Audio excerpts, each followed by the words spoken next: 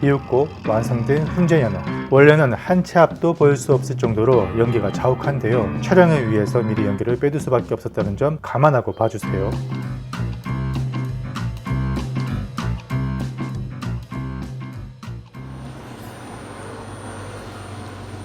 와.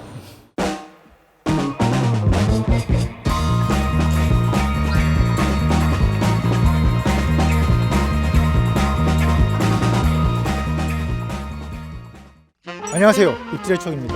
여러분, 훈제 연어 많이 드시죠? 보통 훈제 연어 하면은 떠오르는 이미지가 있을 겁니다. 뷔페에서 먹던 그 훈제 연어 또는 대형마트에서 파는 그 냉동 훈제 연어 떠오르실 텐데, 자, 오늘은 제가 국내에서는 거의 유일무이하게 캐나다, 노르웨이 또는 알래스카인들이 먹던 전통 훈연 방식으로 만든 훈제 연어 만드는 곳이 있다고 해서 제가 찾아왔거든요. 아마 기존에 알던 그런 훈제 연어에 대한 편견은 이번 편을 보고 싹 떨쳐내지 않을까, 그런 생각이 듭니다. 안녕하세요. 저 롱보트 스모커 대표 매튜 다우마입니다. 한 31년 정도 됐습니다. 뷔페에서 나와 있는 훈제 연어 생각하고 여기 오거든요. 가격은 다르거든요. 그럼 그때부터 이제 잘못 들어왔나? 우리는 그렇게 얼려있는 속임술에서 저희 훈제 향 나는 것도 아니고 정통적인 방법으로 훈제를 하고 제가 맨날 가족들한테 선물로 주는 대접하는 연어는 우리가 만든 연어입니다. 다른 것이다.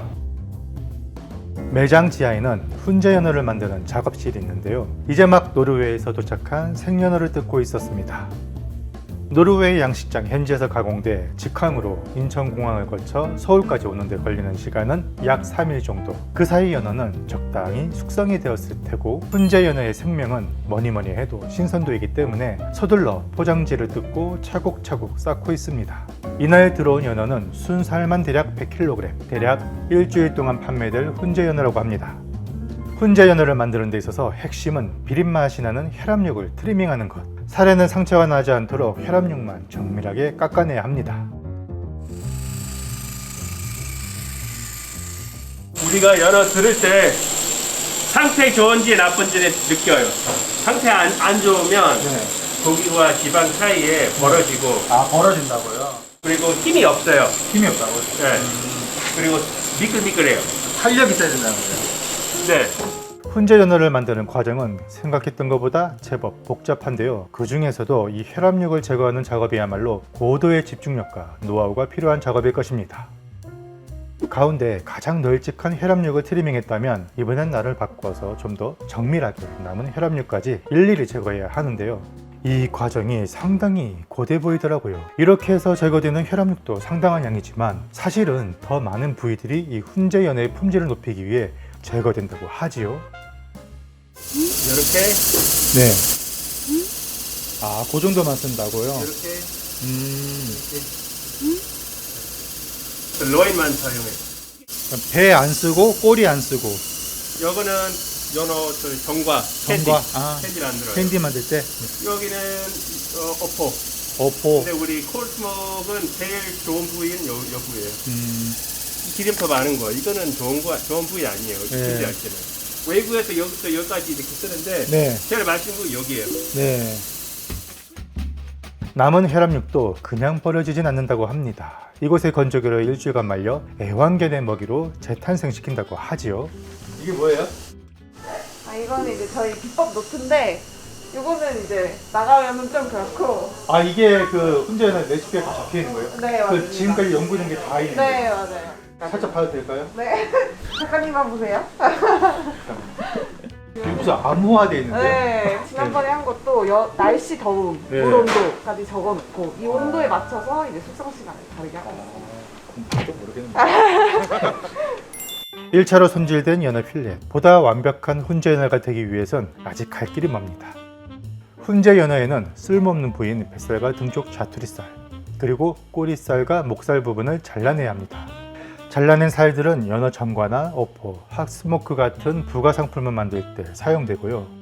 연어는 또 장가시 뽑는 게 일입니다. 수많은 장가시를 일일이 뽑아내야 하는데요. 연어가 신선할수록 살에 탄력이 좋으니 가시도 잘 뽑히지 않습니다. 그러다 보니 이 일에 능숙하지 못하면 살을 많이 만지게 되면서 부분적으로 뭉개지거나 갈라지기 때문에 노하우가 필요한 작업이지요. 자, 여기까지 해야 훈제 연어를 위한 기초 재료가 완성된 겁니다. 끓은 다음 염지를 위해 연어의 수분을 닦아내고 레몬 주스를 준비합니다. 우리는 분량을 재는 이유가 모든 로인이 다 무게가 다르잖아요. 모든 연어가 다 고르게 똑같은 맛으로 숙성이 되게 하기 위해서 무게를 재는 거예요. 위에 그 염지하는 네, 이 무게에 맞는 비율이 있는데 그 네. 비율은 비밀이고요. 그리고 훈제연어의 가장 핵심인 염지는 여러 시행착오를 거쳐 배합된 비밀 양념을 쓰는데요. 여기에는 소금, 설탕을 비롯해 여러 가지 허브가 사용됐다고 합니다. 각 로인마다 무게가 다르기 때문에 양념도 무게를 재서 비율을 맞추고 연어를 염지합니다. 마지막으로 레몬 주스를 부어 숙성한다고 하네요. 이런 식으로 해서 랩핑까지 마치면 염지 작업은 끝이 납니다. 이 작업을 100kg 정도 되는 연어 필렛으로 진행하는데 여기서 핵심 부위만 남기고 대략 3-40%는 제거돼 다른 용도로 쓰이니 이날 작업한 순살량은 대략 60에서 70kg 정도. 이 상태로 3일 정도 염지와 숙성에 들어갑니다. 이제 훈연에 앞서 훈제계를 청소하는 장면인데요. 기계값만 대략 1억 원이 넘는 제품이라고 합니다.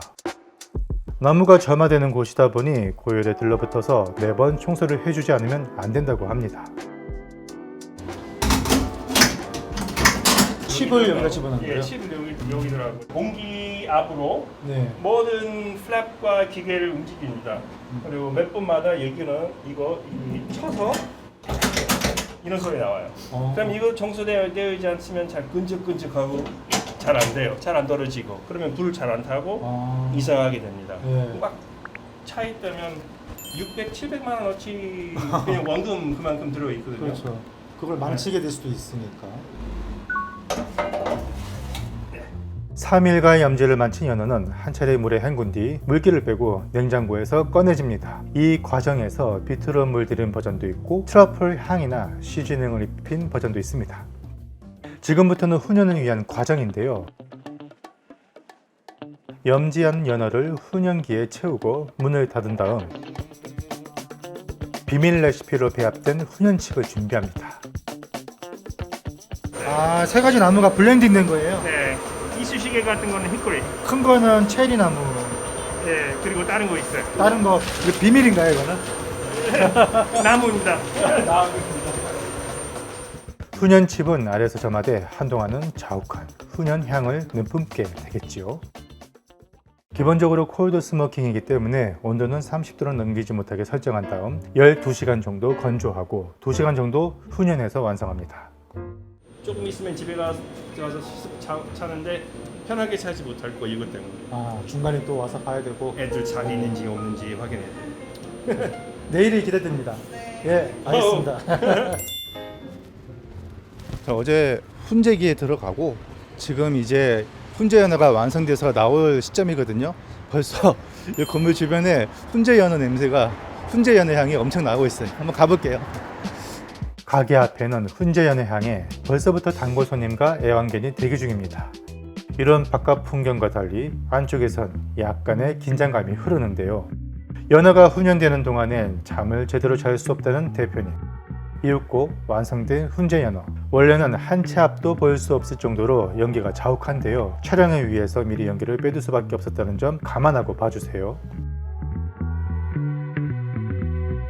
이것이 갓 완성된 전통 훈연 방식의 연어. 이미 코는 마비가 될 만큼 향이 압도적이더군요.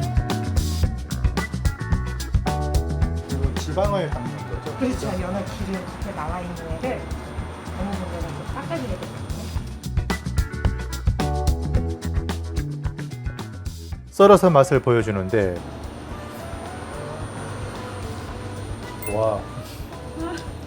와, 또 다르네 느낌이에요. 되게 야들야들한데 와.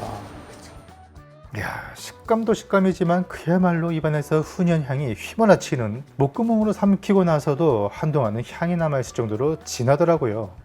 문제는 써는 작업인데요. 이게 얇고 균일하게 썰어야 맛이 나지만 이렇게 써는 게 여간 쉽지 않다고 합니다. 예전에도 그랬지만 전체 그림도 찍어요? 이렇게 찍는 거 진짜 어렵거든요. 오. 글씨도 볼 수 있어요. 이야. 두꺼운 거보다는 얇은 게 훨씬 더 감칠맛도 더 많이 나고 그래서 손으로밖에 못 쓸어요. 기계로 쓰는 것도 예전에 쓸어는 봤는데 위에부터 밑에까지 굵기가 일정한데 저는 보면은 위에는 두껍고 아래로 내려가면서 얇거든요. 그러니까 위에 펠리클 있는 부분은 더 단면이 더 네. 넓고 아래로 내려가면서 얇아져요. 네. 그래서 여기에 맛이 더 많이 느껴지게끔. 아, 다른 말로 표현하자면 우리 아내의 성격 어떤 성격인지 천하의 본부 혹시 전소미 엄마 아니에요? 갑자기. 비밀이야. 야, 무서워도 몰라. 야, 근데 그러고 보니 잠시 잊고 있었네요. 훈제 연애의 진심인 이분들은 아이돌 가수 전소미님의 부모이시기도 한답니다. 마지막으로 얇게 썬 훈제 연어를 개축해 진공 포장하면 모든 과정이 끝이 납니다. 그냥 올려놓는 게 아니고 이걸 정형을 해요. 좀 모양을 아. 잡아가면서 그러면 이게 이제 진공돼갖고 딱 열었을 때 이 형태대로 굳는다 그래야 되나? 아, 모양이 잡힌다는 거. 네네. 근데 이 작업을 혼자 하세요? 네. 와. 네. 이야, 130이야 딱. 이것은 비트로 물들인 훈제 연어인데요.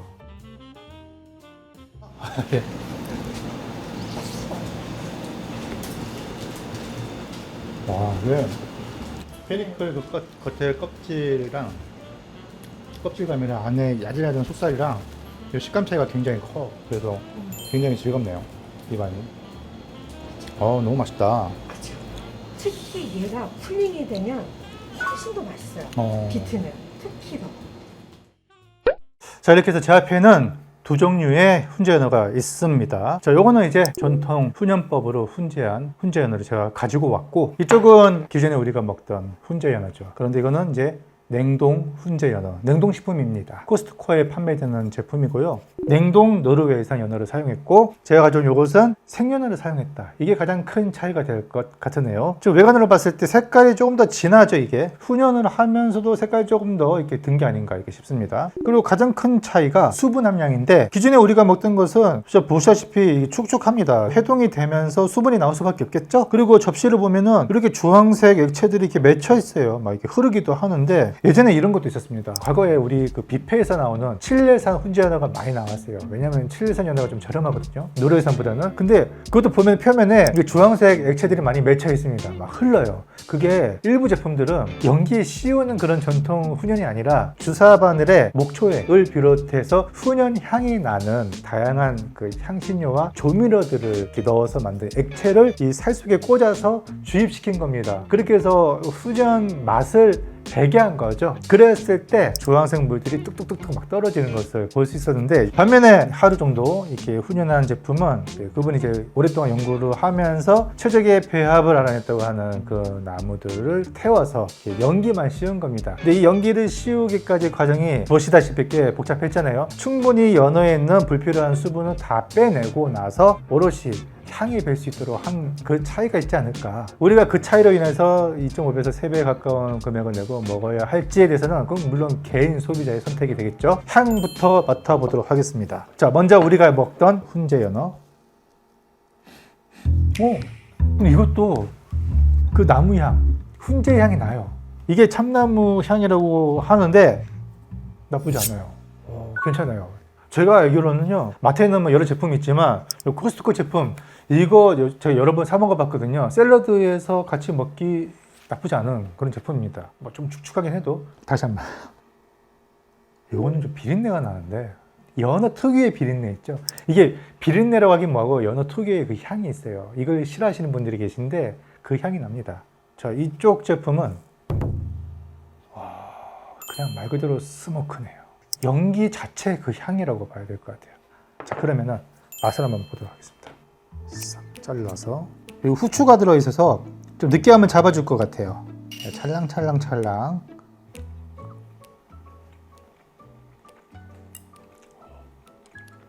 입안 가득 퍼지는 참나무 향. 물컹물컹, 축축축축. 비린 맛이 강하진 않네요. 이 정도면 잘 만들어진 기성품이라고 보면 될 것 같습니다. 나쁘지 않습니다. 다음은 전통 훈연법으로 만든, 이게 훨씬 얇습니다. 요거는 이제 건조 과정에서 페리클, 요 껍질 같은 게 이렇게 형성이 되어 있죠.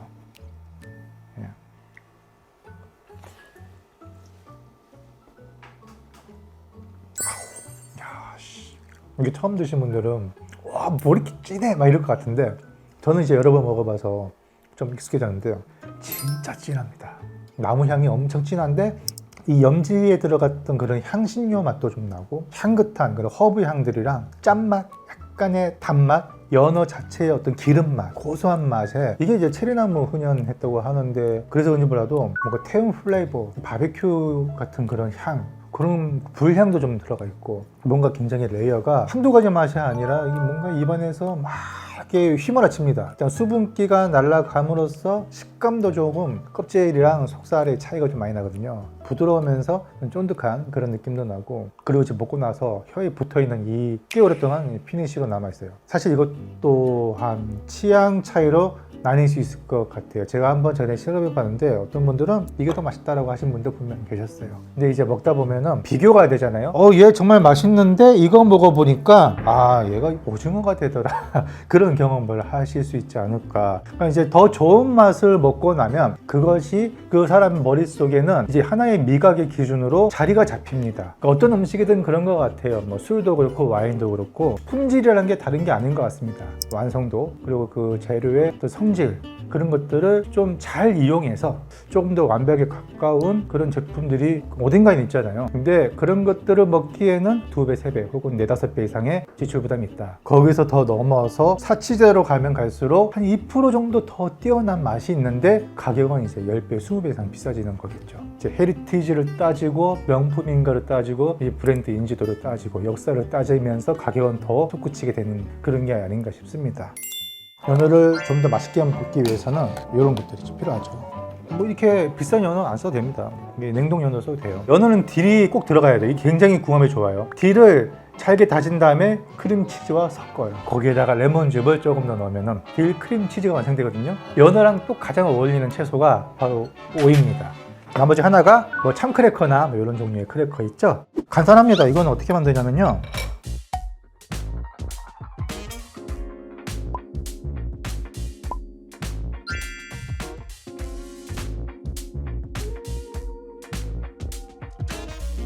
또 하나가 베이글이나 빵 종류면 다 됩니다. 크림치즈나 딜크림을 이렇게 발라줍니다. 기호에 따라서 다진 바지를 올려도 되고요. 토마토를 얇게 슬라이스해서 올리고 거기다가 연어를 접어서 올리고 케이퍼 올리고 허브 종류 중에는 뭐 딜 이런 것들 올리고 이렇게 해서 먹으면 한 끼 식사로 굉장히 거뜬한 북유럽식 오픈 샌드위치가 완성이 됩니다. 잘 익은 아보카도 썰어서 토마토랑 같이 이렇게 올리면 그것 또한 굉장히 근사한 맛을 내죠. 찬물에 담갔다 뺀 양파 슬라이스 이렇게 올려서 먹으면 더 완벽해질 것 같습니다.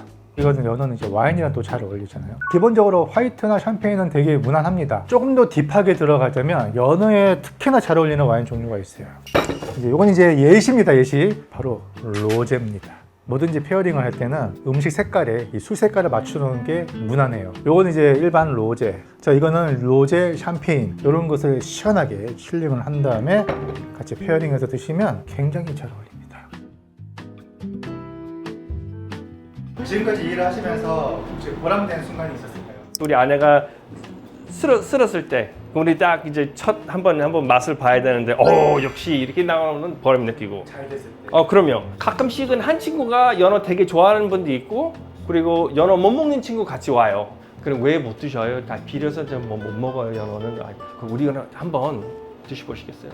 드시고 나서 이런 거는 처음인데 이런 이야기 하고 자기네끼리 나가면서 야 진짜 맛있다, 야 와 맛있다, 너무 맛있어서 다시 사러 왔다 이렇게 하신 분들 있어서 그때는 제일 보람이 느끼죠.